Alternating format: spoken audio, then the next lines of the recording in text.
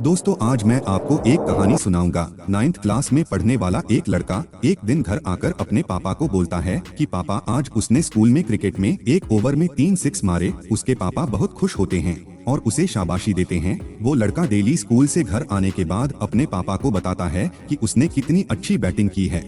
कभी वो बताता है कि आज उसने हाफ सेंचुरी लगाई है, कभी वो बताता है कि आज उसने सेंचुरी लगाई है। उसके पापा को अपने बेटे पर काफी प्राउड फील होता और वो उसे और अच्छा खेलने के लिए इनकरेज करते। एक दिन वो लड़का काफी दुखी घर पर आया। जब उसके पापा ने रीजन पूछा तो उसने बताया कि उसे स्कूल की टीम में सिलेक्ट नहीं किया गया है।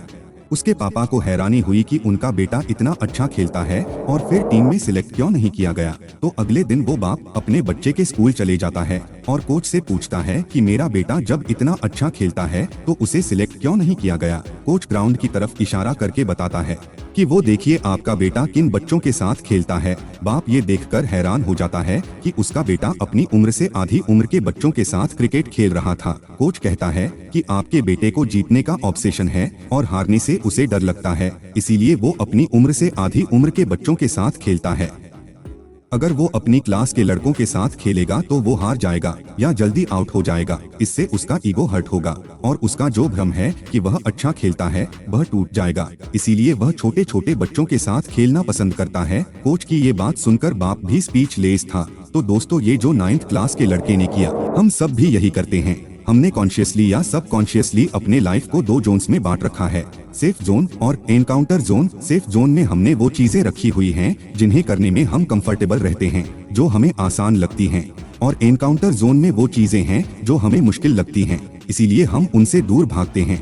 लेकिन अगर आप ध्यान से देखोगे तो आपको पता चलेगा कि हमें जो भी सक्सेस, कामयाबी, पैसा, हेल्थ, व्हाटएवर, ऐसा कुछ भी जो हमें चाहिए जो अभी हमारे पास नहीं है, वो एनकाउंटर जोन में है, लेकिन हम उसमें खेलने से डरते हैं। इंसान जितनी भी ग्रोथ करता है वो कभी भी सेफ जोन में बैठे बैठे नहीं करता। ग्रोथ हमेशा एनकाउंटर जोन में होती है।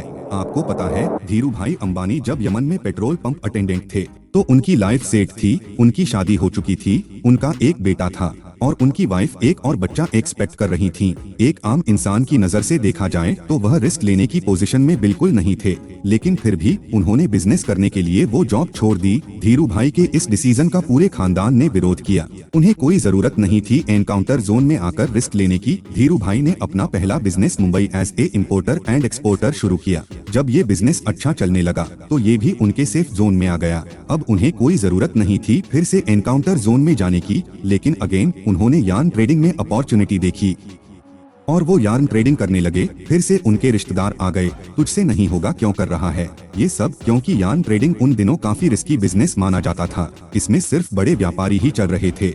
धीरू भाई का यार्न ट्रेडिंग का बिजनेस भी कामयाब हुआ और वह भी उनके सेफ जोन में आ चुका था, लेकिन वह फिर से एनकाउंटर जोन में कूदे। अब उन्हें पॉलिएस्टर में अपॉर्चुनिटी दिखी और उन्होंने पॉलिएस्टर फैक्ट्री शुरू की। जब यह भी उनके सेफ जोन में आ गया तो उन्होंने जामनगर में पेट्रोलियम रिफाइनरी शुरू की। जब मैं आपको अमीर बनने की बात कहता हूँ तो हाई इनकम वाला सेफ जोन में बैठा हुआ टीवी देखता हुआ व्यापारी बनने की बात नहीं कहता हूँ। मैं आपको धीरू भाई के मेंटेलिटी का इंसान बनने के लिए कहता हूँ, यानी ऐसा इंसान जो थोड़ा कमाने के बाद सेफ जोन में बैठा न रहे, फिर से एनकाउंटर जोन में जाए और उससे भी बड़ा काम करे और ऐसा करता ही जाए। जब एनकाउंटर जोन की एक्टिविटी हमारे सेफ जोन में आ जाती है एंड जब हमें उसकी आदत हो जाती है, जब हम उसमें मास्टर हो जाते हैं, तो हम सोचते हैं कि छोड़ो यार क्या करना है, सब सेट तो है, इतना करता हूँ, इतना कमा तो रहा हूँ। यही बात अगर मुकेश अंबानी ने भी सोची होती तो आज हमारे पास इतना सस्ता इंटरनेट नहीं होता और हम वही 200 रुपए पर मंथ पर 1 GB मोबाइल डेटा डर डर कर यूज कर रहे होते कि कहीं बैलेंस न कट जाए।